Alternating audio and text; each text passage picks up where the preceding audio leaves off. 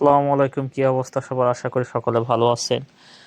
তো অনেক দিন পর এই কাজটি করেছিল, এই পুরো ট্যাঙ্কিটা দেখছেন আপনারা, এটা বানিয়েছিল।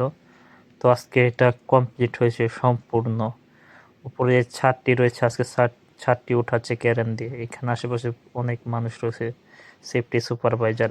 এটা মূলত আমিরালের সবচেয়ে বড় একটি ট্যাঙ্কি। এখানে আপনার মূলত থাকবে হলো কেমিক্যাল জাতীয় কিছু দ্রব্য।